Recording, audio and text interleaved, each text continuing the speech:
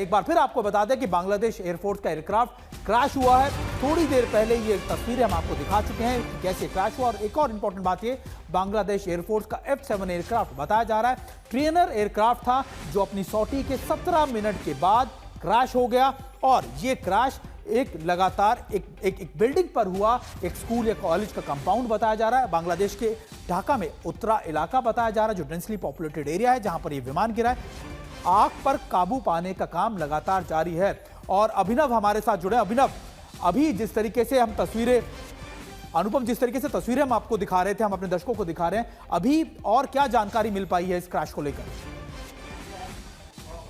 जी देखिए, अभी जो जानकारी सामने आ रही है, जब ये क्रैश हुआ लगभग 1 बजे के थोड़ी देर बाद ये क्रैश हुआ है। 1:15 से 1:30 के बीच में ये क्रैश की जो समय है वो सामने आ रहा है। और जो आई विटनेसेस हैं उनका कहना है कि अचानक से जो ये फाइटर जेट था ये अचानक से नीचे की ओर आया है। पहले कुछ नारियल के पेड़ थे, जो कॉलेज जो है उसके ठीक बाहर जो थोड़ी सी ग्रीनरी है वहां पर नारियल के पेड़ थे, पहले उनसे टकराया है। उसके बाद स्कूल कंपाउंड की जो बिल्डिंग है उससे ये टकरा गया है। और इस दौरान कुछ क्लासेस की छुट्टी भी हो रही थी, कुछ जो बच्चे हैं वो बाहर निकलने की कोशिश में थे और इसी दौरान ये हादसा हुआ है। ऐसे में बेहद बड़ी अफरा तफरी मची है। जो स्टूडेंट्स हैं वो तुरंत भागकर बाहर निकलने की कोशिश में जुटे हैं और उसके तुरंत बाद भयानक आग भी लग गई है। लगातार आग लगी है, धुआं निकलना शुरू हुआ है। और उसके बाद जो एजेंसीज हैं उनको खबर दी गई है, दमकल को खबर दी गई है। काफ़ी जो सारी एजेंसीज वहाँ पर एकत्रित हुई हैं, आग बुझाने की कोशिश हो रही है। लेकिन अभी तक भीतर में क्या है, मतलब आग जब तक पूरी तरह नहीं बुझ रही है तब तक वहां भीतर जाना पॉसिबल नहीं हो पा रहा है। तो और क्या स्थिति है भीतर में, क्या कोई फंसा हुआ है, कितने लोग भीतर में हैं, ये जानकारी अभी तक नहीं है। हालांकि कुछ लोगों को, लगभग 8 लोगों को बाहर निकाला गया है जली हुई हालत में, उन्हें पास के अस्पताल में ले जाया गया है। फिलहाल ये जानकारी है। बिल्कुल आशुतोष, अभी अनुपम जिस तरीके से बता रहे थे कि 8 लोगों को बाहर निकाला गया, लेकिन रेस्क्यू ऑपरेशन अब भी जारी है। क्या कितने लोगों के, क्योंकि आप इन इलाकों में रह चुके हैं, आपको पता है इन इलाकों के बारे में अच्छे से, अभी कितने स्टूडेंट्स के होने की, कितने लोगों के होने की आशंका जताई जा रही है इस पूरे कंपाउंड में? जिस बिल्डिंग के ऊपर गिरा था वहां पर कई सारी क्लासेस है, तो अभी ये संभावना है, जो प्राथमिक इंफॉर्मेशन अभी जो मिल रही है कि उसके मुताबिक 50 से 60 बच्चे उस समय वहां मौजूद थे, इंक्लूडिंग फैकल्टी। एक जानकारी दे दें, एक की मौत इसमें कंफर्म हो चुकी है। अब ये पायलट था या जिसके ऊपर प्लेन गिरा है या उनमें से कोई हो सकता है। एक के मरने की खबर फिलहाल सामने आई है। FT-7 BGI, दरअसल ये फाइटर जेट था, लेकिन फाइटर जेट का ट्रेनिंग एयरक्राफ्ट मॉड्यूल था। 2 सीटर ये प्लेन था और काफी पुराना प्लेन ही बताया जा रहा है कि जब इसने टेक ऑफ किया और उसके बाद ये जब ये कोलैप्स कर गया नीचे, इंजन का थ्रस्टर पावर जिस तरह की कि प्लेन सीधे नीचे गिर गया, तो उस समय जो संख्या थी वो काफी ज्यादा थी क्योंकि स्कूल का पीक समय था और साथ ही चूंकि इंटर कॉलेज प्रीमिसेस भी है तो इसमें काफी ज्यादा लोग होने थे। लेकिन एक की मौत सामने आई है। उसी के साथ साथ ढाका मेडिकल कॉलेज से बड़ी संख्या में जो इमरजेंसी टीम है, इमरजेंसी मेडिकल रिस्पॉन्स टीम है, उन सबको रेस्क्यू किया गया है।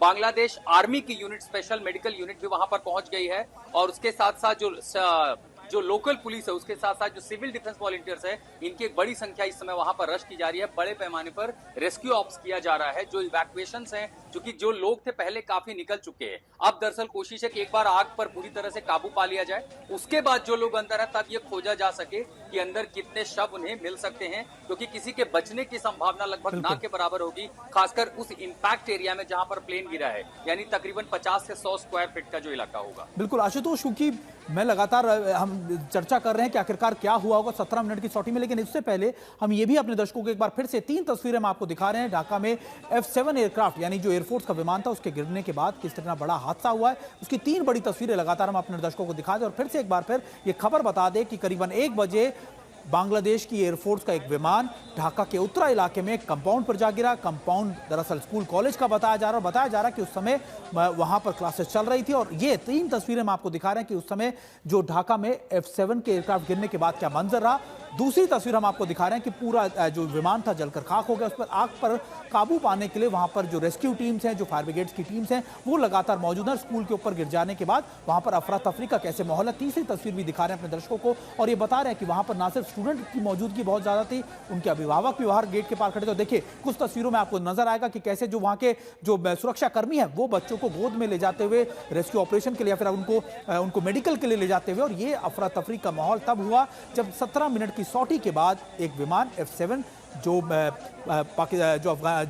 बांग्लादेश एयरफोर्स का बता रहा है वो वहां के उत्तरा इलाके में जा गिरा, एक बिल्डिंग कंपाउंड पर जा गिरा जो दरअसल एक स्कूल और कॉलेज की थी। और एक बार फिर हम आपको समझा रहे हैं, मैप भी आपको दिखा रहे हैं कि आखिरकार किस इलाके में यह हादसा हुआ। और दूसरी तस्वीर उस कॉलेज के ठीक बाहर की जहां पर यह विमान गिरा है। और एक बार फिर से अनुपम का भी रुख कर लेते हैं। अनुपम, देखिए जिस तरीके से आशुतोष बता रहे थे कि कुछ ही देर के बाद विमान, क्या कुछ इनिशियल, क्योंकि हालांकि बहुत जल्दबाजी होगा इन चीज़ों के बारे में बात करना, लेकिन अभी क्या इनिशियल इन्फॉर्मेशन मिल पाई है विमान की दुर्घटना को लेकर? क्या कोई टेक्निकल इशू था, क्या कोई प्रॉब्लम आई, क्या पायलट की तरफ से कुछ कन्वे, क्या कुछ ऐसी जानकारी मिल पाई है? जी देखिए, सबसे पहले तो आपको बताऊं F7 BGI ये बांग्लादेश काफ़ी समय से इस्तेमाल कर रहा है फाइटर जेट, और ये एक ट्रेनिंग एयरक्राफ्ट था, सॉर्टी चल रही थी और ये काफ़ी पुराना एयरक्राफ्ट है। तो ऐसे में क्या हुआ है, टेक्निकल क्या गलती हुई है, क्या दिक्कत हुई है, ये अभी प्राइमरी इंफॉर्मेशन नहीं शेयर की जा रही है या हमारे पास नहीं है। अभी तक बांग्लादेश सरकार की ओर से भी इस बारे में कुछ नहीं कहा जा रहा है। हो सकता है कि ये बाद में इन्वेस्टिगेशन के बाद ये बात बताई जाए, लेकिन जो बात सामने आ रही है कि ये बहुत नीचे फ्लाई कर रहा था और अचानक से ये नीचे आना शुरू हुआ है। पहले कुछ नारियल के पेड़ों के ऊपरी हिस्से को टकराता हुआ ये सीधे बिल्डिंग की छत के पास जो इमारत है उस पे टकरा गया है स्कूल की। तो अब ऐसे में पायलट निकल पाया है या नहीं निकल पाया है ये भी अभी तक लेकिन क्लियर नहीं हो पा रहा है। तो जो इंफॉर्मेशन है, जो सूचनाएं हैं, वो अभी तक पूरी तरह से छन कर सामने नहीं आ रही हैं। फिलहाल उसकी वजह ये भी है कि प्राथमिकता है कि किसी तरह आग को बुझाकर, क्योंकि ये जो स्कूल का कंपाउंड है, बहुत सारे छात्र यहाँ पर मौजूद थे उस वक्त में, तो अभी प्राथमिकता फिलहाल यही है कि किसी भी तरह से ये जो भयानक आग है इसको जितनी जल्दी काबू में पाया जा सके, क्योंकि अगर इसके नीचे कोई है और जितनी जल्दी आग पर काबू पाया जा सकेगा तो उसके बचने की संभावना उतनी ज्यादा होगी, लेकिन आग जितनी देर तक रहेगी उसके बचने की संभावना भी उतनी कम होगी। तो ऐसे में फिलहाल जो जितनी भी एजेंसीज हैं सब इस वक्त आग बुझाने की कोशिश में जुटी हुई हैं और उसके बाद तैयारी करके रखी गई है कि आग जैसे ही बुझेगी, कूलिंग पीरियड जैसे ही शुरू होगा तो भीतर घुस के अगर कोई बचा है तो रेस्क्यू ऑपरेशन वो उस वक्त किया जाएगा। बिल्कुल बिल्कुल, आशुतोष भी हमारे साथ जुड़े हुए हैं। आशुतोष, देखिए अनुपम भी बता रहे हैं कि देखिए रेस्क्यू ऑपरेशन अब भी जारी है, लगातार कोशिश। आपके पास कुछ नया इनपुट आया क्या? मेरे पास संख्या नहीं है, लेकिन चूंकि वहां पर जो लोग हैं, खासकर चूंकि वो जो प्रीमियस ढाका यूनिवर्सिटी और तमाम सारे लोग जो फैकल्टीज है वहां आती जाती रहे, तो वो एक इन्फॉर्मेशन जरूर दे रहे हैं कि वहां जो कम्युनिकेशन है उसके मुताबिक कैजुअलिटी काफी ज्यादा है। ये संख्या काफी ज्यादा है, लेकिन वो कोई नंबर इस समय नहीं देना चाहते हैं। एक के मरने की जो है वो पुष्टि हो पाई है। पायलट के बारे में अभी भी फिलहाल कोई जानकारी नहीं है। अभी तक हम ये भी कोशिश कर रहे हैं कि ISPR कम से कम ये बताए कि जो ट्रेनी एयरक्राफ्ट था क्या इसमें सिंगल पायलट थे या वाकई दो लोग थे इसमें सवार, तो अभी तक उसके बारे में भी कोई जानकारी नहीं आई है। एक चूंकि मरा है, लेकिन जिस समय ये प्लेन गिरा है उस समय स्कूल चल रहा था, कॉलेज चल रहे थे, जिस पर इम्पैक्ट है, जिसे हम इम्पैक्ट साइट कहेंगे, पर्टिकुलर वो जो एपी सेंटर है वहां पर भी लोग मौजूद थे। इसलिए कहा जा रहा है कि ये कैजुअलिटी काफी ज्यादा हो सकती है, जो क्योंकि वॉल्यूम डेंसिटी के साथ साथ आसपास के रिहायशी इलाकों में कहीं इतनी खुली जगह थी नहीं, ना तो किसी तरह का सिग्नल था, ना किसी तरह का अलार्मिंग था। लोगों को पता भी नहीं चल पाया कि कोई प्लेन इस तरह नीचे गिर रहा है, या उन्हें कुछ सेकंड मिल जाते भागने की भी। जो तस्वीरें हम देख रहे हैं कि लोगों के भागते वो तब हुआ है जब इम्पैक्ट हुआ है, यानी आसपास के जो ब्लॉक्स थे वहां से लोग निकल के धमाके की आवाज सुनकर के भागे, और जब तक वो संभल पाते, क्योंकि आप समझिए कि ट्रेनर एयरक्राफ्ट भी है, तो कम से कम भी अगर स्थिति में उसके पास 2000 गैलन भी अगर फ्यूल है, वो फ्यूल अपने साथ धमाका करेगा और धमाके के साथ आग काफी तेजी से पकड़ चुकी है। और इसीलिए जब तक आग पर काबू नहीं पाया जाता, संभावना ये भी समझिए कि अगर कोई घायल है उस ब्लॉक के भीतर है, जिस तरह की आग है, बहुत मुमकिन होगा कि जो लोग अंदर उनमें बचने की आशंका बिल्कुल ना के बराबर हो सुमित। बिल्कुल, और आशुतोष यही तो बात होती है कि जब भी ऐसा कोई फाइटर एयरक्राफ्ट गिरता है तो निश्चित तौर पर संभावना किसी रिहायशी बिल्डिंग पर गिरने के बाद ये ज्यादा बढ़ जाती है कि उसमें त्रासदी या फिर उसमें नुकसान बेहद ज्यादा हुआ होगा। तस्वीरें एक बार फिर हम दर्शकों को बता दें कि ये तस्वीरें हैं उस फाइटर जेट की, F7 की, जो बांग्लादेश एयरफोर्स का था।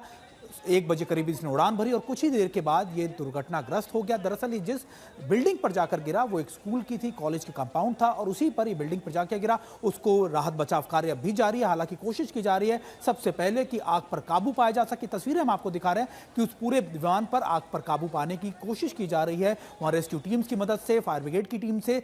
उसके बाद अंदर जाकर टीमें ये देखेंगे आखिरकार कितना नुकसान हुआ है। लेकिन ये जरूर हमारे संवाददाता जिस तरीके से बता रहे थे कि ये बहुत ज्यादा एक डेंसली इलाका है, यहाँ पर पॉपुलेशन बहुत ज्यादा रहती है और स्कूल उस समय अपने चल रहा था जब ये दुर्घटना हुई और उसी के बाद लगातार यह आकलन कहा जा रहा है कि वहां पर दुर्घटना की संख्या या फिर लोगों के हताहत होने की संख्या बहुत ज्यादा हो सकती है। अनुपम, लगातार हम आशुतोष से भी इनपुट ले रहे हैं, आप भी अगर आपके पास कुछ नया ताजा इनपुट आए हो खासतौर पर रेस्क्यू ऑपरेशन को लेकर या बांग्लादेश की सरकार की तरफ से कोई इनपुट मिले हो, क्या कुछ अभी ताजा हालात बताए जा रहे हैं?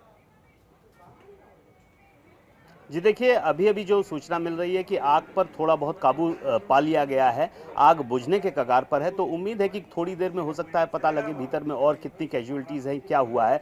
लेकिन फिलहाल जो सूचना यही है कि जब दुर्घटना हुई है उस वक्त स्कूल चल रहा था, कई बच्चे मौजूद थे, उस वक्त अफरा तफरी का माहौल मचा, करीब कई लोगों को जो घायल हुए उनको अस्पताल ले जाया गया है ढाका में, और फिलहाल आग बुझाकर और देखने की कोशिश हो रही है कि इसके भीतर और कोई है या नहीं है फंसा हुआ। बिल्कुल आशुतोष, खास तौर पर क्योंकि जैसा लगातार हम डिस्कस भी कर रहे थे, आपने बताया कि उड़ान भरने के कुछ ही देर बाद, ये एयरपोर्ट से उड़ान भरने के कुछ ही देर बाद ये दुर्घटना हुई। क्या एयरपोर्ट और इस इलाके की दूरी बेहद ज़्यादा दूर है? क्योंकि आप बता रहे हैं कि देखिए कोई और लैंडिंग स्ट्रिप नहीं मिली और हमेशा कोशिश ऐसी की जाती है कि जब भी ऐसी कोई ट्रेनी सॉटी उड़े तो उसको बताया जाता है पायलट को कि अगर संभावित ऐसा कोई बड़ा टेक्निकल स्नैक आप देखते हैं, कोई इशू देखते हैं अपने अपने एयरक्राफ्ट के साथ में, तो आपके पास ये मल्टीपल लोकेशंस होंगी जहां पर आप लैंडिंग करा सकते हैं या फिर इस तरफ आप मूव कर सकते हैं। क्या ऐसी कोई भी ऑप्शन उस पायलट के पास नहीं मौजूद होंगे? ढाका के स्ट्रक्चर को अगर आप देखेंगे तो एयरपोर्ट के पास जितने पास उसके पास रनवे स्ट्रिप हैं, एक जो है मेन ऑपरेशनल रनवे है, लेकिन उसके आसपास और कोई बहुत ज्यादा छोटे इस तरह के ऑपरेशनल बेसिस उसके पास नहीं है। हालांकि ढाका से लगभग 150 से 200 किलोमीटर की दूरी पर टूवर्ड जब हम इंडिया बॉर्डर की ओर आगे बढ़ते हैं, जो दक्षिण का इलाका है, वहां पर उसके पास कुछ रनवे स्ट्रिप जरूर है, लेकिन वो ऑपरेशनल नहीं है। अब ये स्थिति दरअसल तब रही होगी कि वहां तक ना पहुंच पाना, क्योंकि नॉर्मल जिस तरह की जो ट्रेनी एयरक्राफ्ट है फाइटर जेट्स की, जिसका बेस ढाका में है, उनकी ऑपरेशनल एयर नेविगेशन जो रेडियस होती है वो 75 से 100 माइल्स की ही होती है, इससे दूर वो नहीं जाते हैं, क्योंकि उनका बेस यहीं पर है और वो लो ऑल्टीट्यूड फ्लाई करना है, फ्यूल कैपेबिलिटीज को देखी जाती है, ट्रेनर क्राफ्ट है। और इस मॉड्यूल के तहत इस तरह का अगर प्लान बैकअप है तो उन्हें पता है इमरजेंसी केसेस में वो 75 माइल्स पूरा करके रनवे पर आ सकते हैं। स्ट्रक्चर जहां तक ढाका की बात है, अगर आप 30 से 40 किलोमीटर या माइल्स में 50-60 किलोमीटर तक भी देखेंगे, इस तरह के ऑपरेशनल एयर स्ट्रिप कहीं भी नहीं है। उसके अलावा ठीक अगर एयरपोर्ट का एरिया हम ढाका को छोड़ दे तो उसके आसपास ज्यादातर जो इमारतें हैं वो 6 से 7 मंजिला ऊंची इमारतें हैं। डेंस पॉपुलेटेड इलाका है, सबसे ज्यादा जो पॉपुलेशन है चिटगांव के बाद जो ढाका ही है वो सबसे ज्यादा है। ऐसी स्थिति में कोई खुली जगह भी नहीं हो सकती, न कोई वाटर बॉडी भी हो सकती है। नजदीकी जो समंदर का इलाका, जो रिवराइन वाटर बॉडी भी मिलेगी, वो भी उसे कम से कम 70 से 80 किलोमीटर दूर मिलेगी। लेकिन वहां तक जाने की संभावना तब है आपके इंजन के पास पावर कितनी है, फ्यूल सिचुएशन क्या है और पायलट कितना नेविगेट कर सकता है। इसीलिए जब वो वॉइस रिकॉर्डर, इसके जब डेटा रिकॉर्डर मिलेगा तब पता चलेगा कि स्थिति क्या हुई कि प्लेन आगे जा नहीं पाया और एक बैग सीधे बिल्कुल नीचे गिरा, जबकि जो भी फाइटर जेट हो, ट्रेनिंग मॉड्यूल भी क्यों ना हो, उसकी एक रफ्तार होती है